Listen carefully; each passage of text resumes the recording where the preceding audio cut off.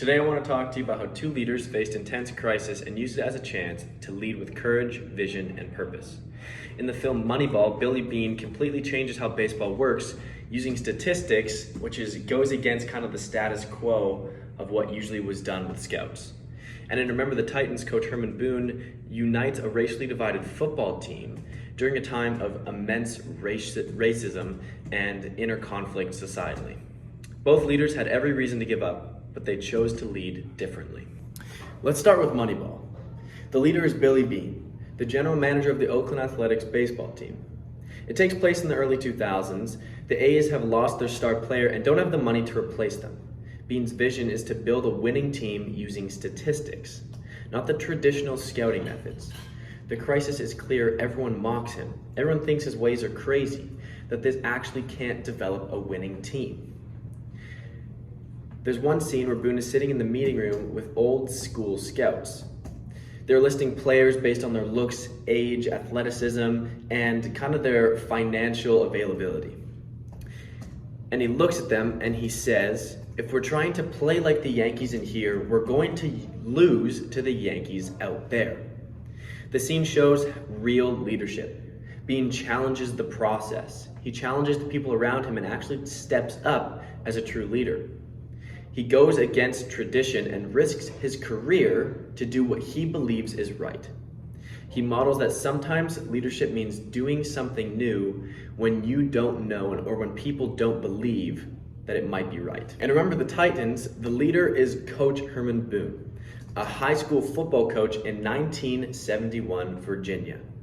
The school has just been integrated. Blacks and whites together, united as one. But they don't unite easily in the beginning. It's challenging. They fight a lot. There's a lot of conflict. And then it leads to a scene where he takes them out to this old cemetery and wakes them up at 3 a.m.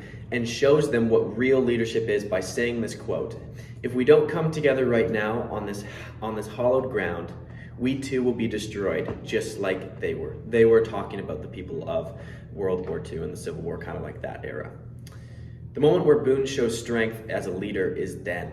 He inspires a shared vision. He helps his team see that they're not just playing football, they're part of a bigger fight for unity, dignity, and respect. And in doing so, they too become leaders in their entire school, showing that you can actually be integrated as blacks and whites and you don't have to be a part of the segregation. I have a personal connection to both of these movies.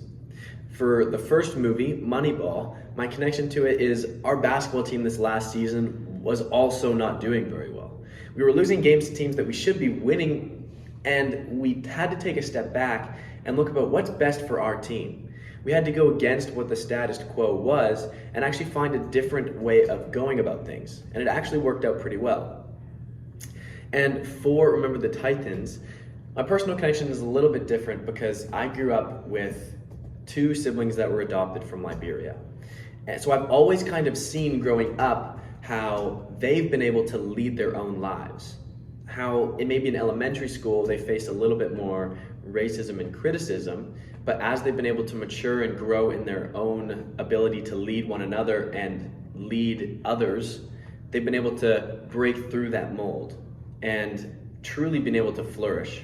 Both Moneyball and Remember the Titans, leadership is tested by crisis.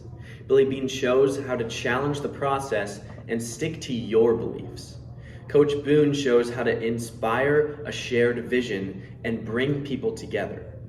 These stories matter, not just because they're dramatic or they're fun to watch, but because they show what kind of a leader we can be when things get hard and when things might start to fall apart. They've shaped how I think about leadership, and I hope they've inspired you too. Thank you.